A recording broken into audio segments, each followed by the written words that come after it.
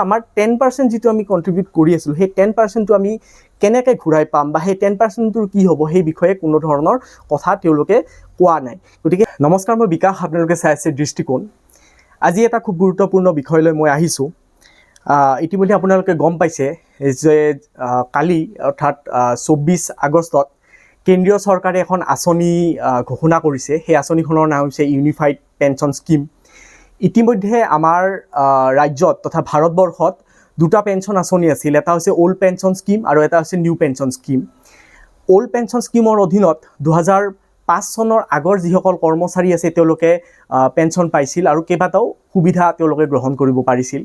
কিন্তু new pension স্কিমত কিছুমান আঁসোৱা আছিল, যিখিনি আঁসোৱাৰ ফলত 2005 চনৰ পিছত যিসকল কৰ্মচাৰীয়ে যোগদান কৰিছিল তেওঁলোকে বিভিন্ন ধৰণৰ অসুবিধাৰ সন্মুখীন হৈ আহিছিল। প্ৰথমে যদিও সেই স্কিমটো ঘোষণা কৰা হৈছিল, ইমপ্লিমেণ্ট কৰা হৈছিল, কিন্তু সেই স্কিমটোৰ লগত জড়িত যিখিনি ভৱিষ্যতৰ যিখিনি অসুবিধা আছিল বহুতে বুজি উঠা নাছিল। আৰু যেতিয়া মানুহবিলাক ৰিটায়াৰ হ'বলৈ ধৰিলে এই স্কিমৰ লগত জড়িত অসুবিধাসমূহ তেওঁলোকে বুজি পাবলৈ ধৰিলে। যেতিয়া আমি দেখিলোঁ যে NPSৰ অধীনত মানুহ এজন যেতিয়া ৰিটায়াৰ হয় তেতিয়া মিনিমাম পেঞ্চনটো কিমান পাব সেইটো কোনো নিশ্চয়তা নাছিল। কোনোবাই 500 টকা পাইছিল, কোনোবাই 1000 টকা পাইছিল, কোনোবাই 2000 টকা পাইছিল। আৰু ইয়াৰ ফলত যথেষ্ট বিত্তীয় অসুবিধাৰ সৃষ্টি হৈছিল। এই বিষয়টো আচলতে সমাজৰ লগত জড়িত বিষয়, যিহেতু আমাৰ পেঞ্চন পোৱাৰ পাছত বা অৱসৰী জীৱন গ্ৰহণ কৰাৰ পাছত আমি এনেকুৱা এটা সময়লৈ গুচি যাওঁ যে আমাৰ দেহত সেই শক্তি নাথাকে যে আমি নতুনকৈ কিবা কাম কৰি খাম। গতিকে সেই সময়ত যদি আমি হাতত পেঞ্চনৰ টকা কেইটা নাথাকে তেতিয়া যথেষ্ট অসুবিধাৰ সন্মুখীন হ'বলগীয়া হয়। আৰু ইতিমধ্যে আমি কেইবাগৰাকী ব্যক্তিক আমি লগ পাইছিলোঁ যিসকলে নিজৰ চাকৰি শেষ হোৱাৰ পিছত 500 টকা, 1000 টকা, 2000 টকা, 3000 টকা বা কিছুমানে হাৰ্ডলি 5000 টকালৈকে পেঞ্চন পাইছিল। কিন্তু আজিৰ দিনত যি মূল্যবৃদ্ধি চলি আছে সেই মূল্যবৃদ্ধিৰ দিনত যি ধৰণৰ পেঞ্চন পাব লাগিছিল সেই পেঞ্চনটো নতুন পেঞ্চন স্কিমত পোৱা নাছিল, যাৰ কাৰণে সমগ্ৰ ভাৰতবৰ্ষতে তথা ৰাজ্য চৰকাৰসমূহৰ কৰ্মচাৰীসমূহেও আন্দোলন কৰিছিল। আৰু সেই আন্দোলনৰ পৰিপ্ৰেক্ষিতত আমি দেখিবলৈ পাইছিলোঁ যে বিভিন্ন সময়ত বিভিন্ন ধৰণৰ কথা চৰকাৰে আমাক কৈ গৈছে। আৰু শেহতীয়াকৈ কেন্দ্ৰীয় চৰকাৰে এখন সমিতি গঠন কৰি দিছিল, যিখন সমিতিয়ে NPSৰ ওপৰত তেওঁলোকে কাম কৰিব বুলি কৈছিল, NPSৰ ওপৰত তেওঁলোকে গৱেষণা কৰিব বুলি কৈছিল। যদিও লোকসভাৰ ইলেকশ্যন গ'ল, লোকসভাৰ ইলেকশ্যনৰ সময়ত এই NPSৰ বিষয়টোৱে যথেষ্টখিনি প্ৰভাৱ পেলাইছিল এই ইলেকশ্যনৰ ওপৰত। আৰু কৰ্মচাৰীসকলৰ এই পেঞ্চনটোক লৈ কেইবাজনো ৰাজনৈতিকভাৱে প্ৰভাৱ থকা ব্যক্তিয়ে বিভিন্ন ধৰণৰ বক্তব্য ইতিমধ্যে কৰা দেখা গৈছে, যাৰ ফলত এই লোকসভা নিৰ্বাচনত এটা যথেষ্ট ভাল প্ৰভাৱ পৰা দেখা গৈছে। চৰকাৰে যিখন কমিটি গঠন কৰি দিছিল তেওঁলোকে এটা ৰিপৰ্ট ইতিমধ্যে কেন্দ্ৰীয় চৰকাৰক দিছিল। আৰু সেই ৰিপৰ্ট মতে 24 তাৰিখ অৰ্থাৎ যোৱাকালি 24 আগষ্টত তেওঁলোকে এখন নতুন আঁচনি গ্ৰহণ কৰিছে আৰু মঞ্জুৰি দিছিল তেওঁলোকৰ কেবিনেটত। সেইখন হৈছে ইউনিফাইড পেঞ্চন স্কিম। এতিয়া আমি জানিব লাগিব যে ইউনিফাইড পেঞ্চন স্কিম আৰু নতুন পেঞ্চন স্কিম বা অল্ড পেঞ্চন স্কিমৰ মাজত কি পাৰ্থক্য আছে সেই বিষয়ে আমি জানিব লাগিব। NPSত এটা কথা আছিল যে আমি পেঞ্চন কিমান পাম সেইটো আমি নিৰ্ধাৰণ কৰিব পৰা নাছিলোঁ। কিন্তু এতিয়া যিটো ইউনিফাইড পেঞ্চন স্কিম দিছে, ইউনিফাইড পেঞ্চন স্কিমত কোৱা হৈছে, প্ৰথম পইণ্টটোত কোৱা হৈছে যে এচিউড পেঞ্চন যে 50% of the average basic pay drawn over the last 12 months prior to superannuation for a minimum qualifying service of 25 years। অৰ্থাৎ 25 বছৰ চাকৰি কৰিব লাগিব আৰু 25 বছৰ চাকৰি কৰিলে যিটো বেচিক পে হ'ব, লাষ্ট 12 monthৰ যিটো বেচিক পেৰ এভাৰেজ হ'ব তাৰে 50%টো এটা এচিউড পেঞ্চন হিচাপে গ্ৰহণ কৰিব পাৰিব। আগতে এই কথাটো আমি নিশ্চয়তা লাভ কৰিব পৰা নাছিলোঁ।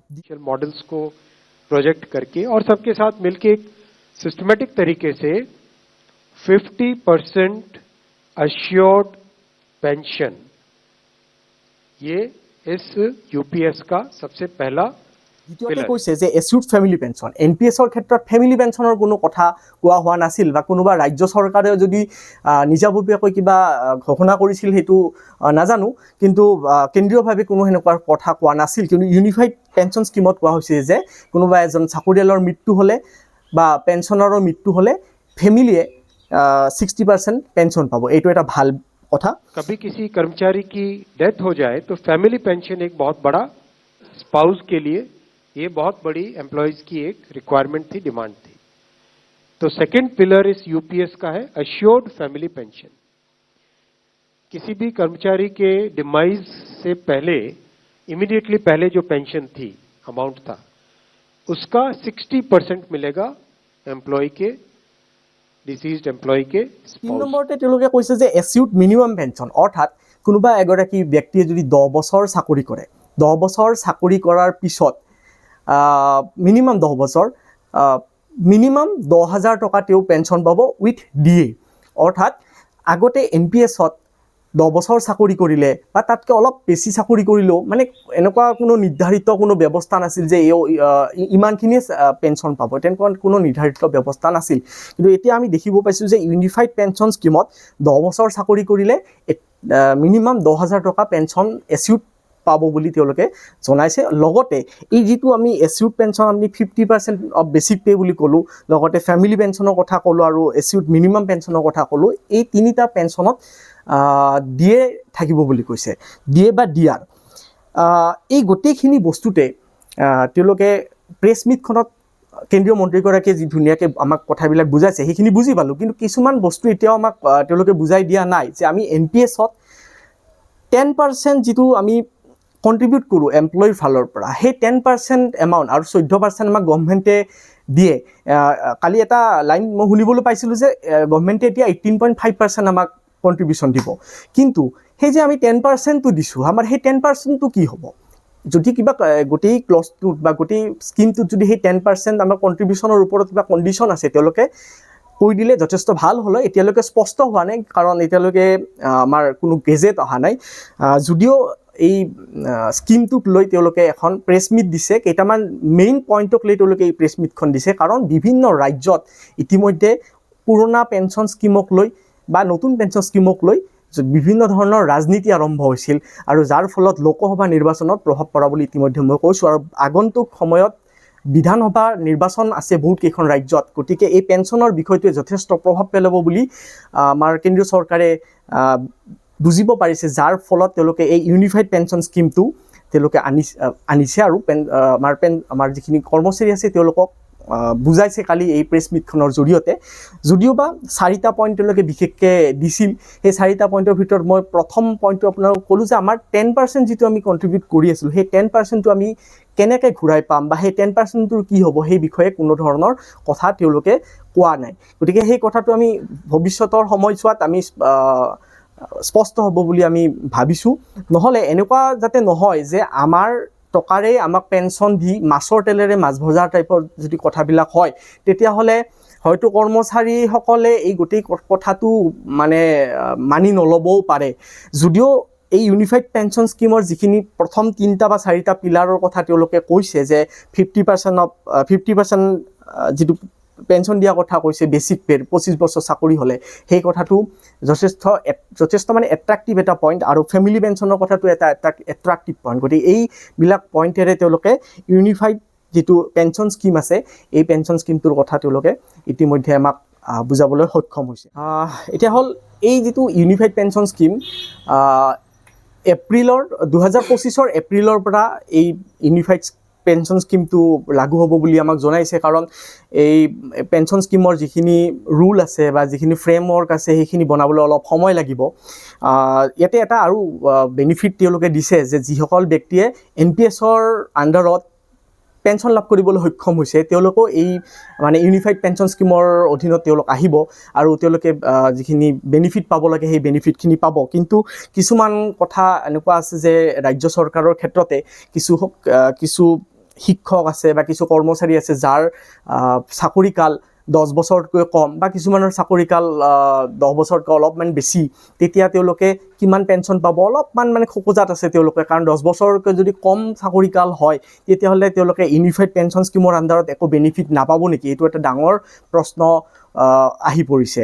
আৰু মই ভাবোঁ যে ৰাজ্য চৰকাৰে ইন ফিউচাৰ ৰাজ্য চৰকাৰে এই যিখিনি স্কিম কেন্দ্ৰীয় চৰকাৰে আমাক দিছে এই স্কিমখিনিৰ ওপৰত ৰাজ্য চৰকাৰে আলাপ আলোচনা কৰি হয়তো এই যিখিনি 10 বছৰতকৈ কম চাকৰিকালৰ কিছু আমাৰ ৰাজ্যিক কৰ্মচাৰীসকল আছে তেওঁলোককো সকাহ দিব বুলি আমি আশা ৰাখিছোঁ যিহেতু আমি দেখিবলৈ পাইছোঁ যে সমগ্ৰ দেশৰ কৰ্মচাৰীয়ে এই ইউনিফাইড পেঞ্চন স্কিমক লৈ যথেষ্ট উৎসাহিত হৈ আছে যাতে আহিব লগা দিনবোৰত কোনো এটা নিয়ম কানুনৰ ফলত যাতে সেই উৎসাহখিনি নিৰুৎসাহলৈ যাতে পৰিণত নহয় তাৰ প্ৰতি কেন্দ্ৰীয় চৰকাৰে লক্ষ্য ৰাখিব লাগিব তথা ৰাজ্য চৰকাৰে ৰাজ্যিক কৰ্মচাৰীসকলক যেতিয়া এই পেঞ্চন স্কিমটো দিব তেতিয়া তেওঁলোকে যাতে ৰাজ্যিক কৰ্মচাৰীসকলৰ সা সুবিধাখিনি যাতে অক্ষুণ্ণ থাকে সেইখিনি নজৰ ৰাখিব লাগিব যিহেতু NPSৰ কথা আমি আগতেও কৈছোঁ যে NPS এটা ভয়াৱহ এটা পেঞ্চন স্কিম আছিল আৰু NPSক লৈ ইতিমধ্যে কেইবালানিও আমি আন্দোলন ইতিমধ্যে চলাই গৈছিলোঁ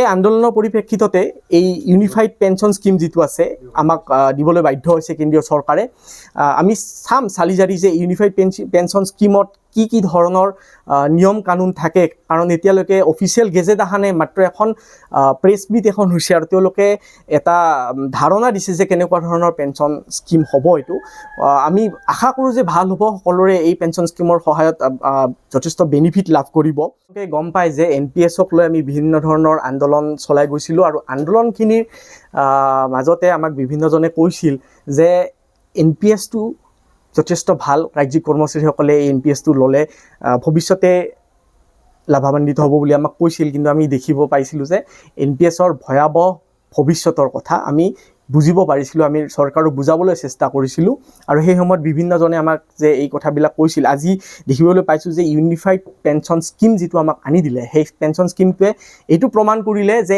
NPSৰ মানে যথেষ্টখিনি নিগেটিভ আখুৱা কিছুমান আছে যিখিনিৰ কাৰণে আমাৰ কেন্দ্ৰীয় চৰকাৰৰ যিখন সমিতি আছে সেই সমিতিয়ে এই পেঞ্চন স্কিমটো আঁতৰাই ইউনিফাইড পেঞ্চন স্কিম দিবলৈ তেওঁলোক বাধ্য হৈ পৰিল আৰু মই আশা কৰোঁ যে ভৱিষ্যতে যেতিয়া নতুন কথাবিলাক আমাক কেন্দ্ৰীয় চৰকাৰে জনাই যাব যে পেঞ্চন স্কিমটোৰ লগত জড়িত কি নিয়ম কানুন থাকিব কোনে কেনেকুৱা পেঞ্চন পাব যেতিয়া এই কথাবিলাক আমাক যেতিয়া জনাব তেতিয়া হয়তো ৰাজ্যিক কৰ্মচাৰী তথা কেন্দ্ৰীয় চৰকাৰী কৰ্মচাৰীসকল যথেষ্ট লাভান্বিত হ'ব বুলি মই ভাবোঁ যোৱাকালিৰ প্ৰেছ মিটটোৰ ওপৰতে ভিত্তি কৰি আজি মই এই ভিডিঅ'টো বনাইছোঁ আৰু ভৱিষ্যতৰ আপডেটটো মই দিবলৈ চেষ্টা কৰিম ধন্যবাদ